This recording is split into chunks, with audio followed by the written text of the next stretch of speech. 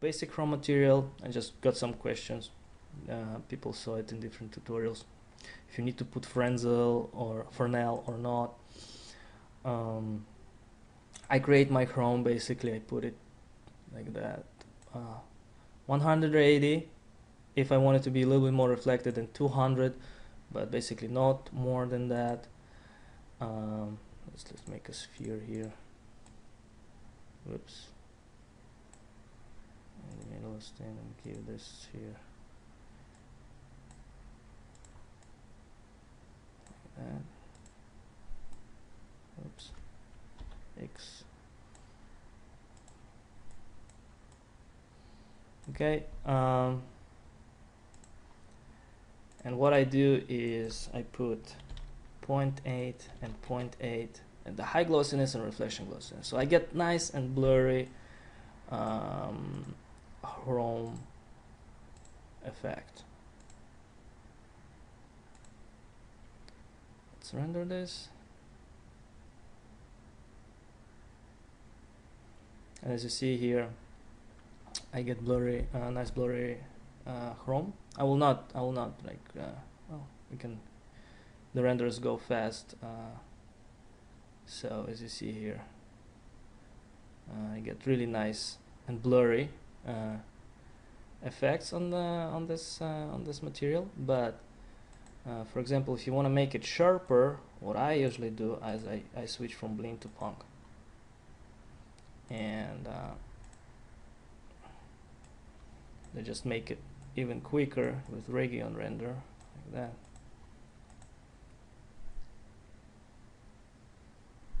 So we'll see that we have sharper effects. I know it looks a little bit noisy and stuff because we're rendering quick, but just to give you a hint, just to give you a feeling that if you want to have sharper reflections on your chrome material, use the Fong. If you want to have blurry, use the Blend, and the ward is like really blurry. Let's do that for this exercise and do it like that. Render. So you see it's really blurry. The noise is because of the quality, but the ward is blurry. The Blend is here it is in the top is less, and the Fong is really sharp. This goes for all the textures, by the way. If you're creating floor texture or you're creating I don't know, concrete walls, whatever you're creating, Fong is really sharp, Blend is less, and Warp is blurry, really blurry. Okay, so this is the basics of the chrome. Just 0.8. I would give here 24 just to have a really nice quality to it, and to remove those noises from the textures you see here. That's really nice quality. Now as higher I go with my subdivisions on the texture, the higher I go, the more quality, the more subdivisions I give to the texture, so the more quality it is. So this is how basically the subdivisions working. I'm not using more than like 16 or something, or 24, because at the end what I'm doing is I'm going to my rendering settings and I'm using global subdivisions multiplier. So when I put here 2 or I put here 3, it's actually doubles the amount of subdivisions right here. So if it's 2, it's going to be almost 50. If it's 3, it's going to be almost 73, 72. So just remember not to go over 24, and try to stay with those like 16, 8, 16, 24, because these are the numbers that Vray actually calculates. If you put numbers like, I don't know, 25, you know, there will be a waste. The like it will calculate 24, but the 1 will go to the calculation, but will not take would be taken into consideration. So you will just waste time, rendering time, basically. So try to stay with those numbers of 8, 16, 24 for your subdivisions. Okay, let's see. Let me just show you what we've got here more. In our Vray Interior workshop, we have Vray materials interior library. As you see here, it's a huge library with a lot of different materials that I've collected from different. We got like different woods types. We got different stones. We got organic stuff, different metal textures, a lot of different stuff. So basically, this is what you can do in order to make your working process faster. This is what we all aiming for. We want to get quick and fast results. Oops, what happened here? We need to get really quick and fast results by using those textures. Oops, yeah, here it is. So for example, if I'll take the glass, right here we have standard glass. I'll design it. All the glass materials, people like ask me, if I'm doing chrome, do I need to put Fresnel? Well, what Fresnel actually does, it just reflects from your point of view, from your angle. If we're looking from here, we will get reflections from that coming from the side. And what actually is also Fresnel does is it makes more reflective on the sides, sort of like fell off, and more transparent in the middle. So less reflective in the middle and more reflective on their sides. This is kind of how the Fresnel works. And I'm not using for chrome Fresnel, but I'm using for glass and for water. I'm using Fresnel. I mean, for me, it's a must to use this effect.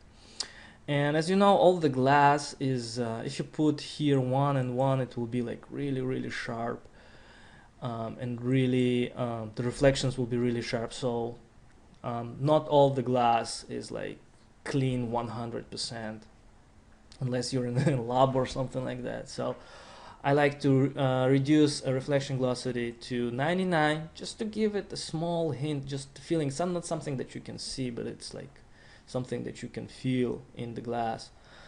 And for the highlight glossiness, the highlights, right, I gave 95. So it's in the highlights, it will be more blurry than in the reflections, in the sharp reflections. So for my sharp reflections is almost 1.99, and my highlights more blurry with 0.95. This is how I do my glass. I also like to put in the fog multiplier 0.001 or sometimes 0.002, depends on how much I want. It's sort of the color that exits your window. So if you have a glass, and in your glass on the sides you have sort of greenish effect. I think I did it with Rolf Benz scene. Let's just see that scene, for example. I've put it to Vray info right here. Oops, works. Okay, so this is the corners that you get. The light that exits your glass will have a color, and this is the color that I'm giving to my glass, something like that. Just remember not to do it like 0.2 or 0.2. You have to go really low, 0.001 or 0.002. in order to get this exit from glass. I just put it here, call it glass green, right there, and put it like this, and let's make a test render and see how it works. We can already see that our glass got a little bit greenish look.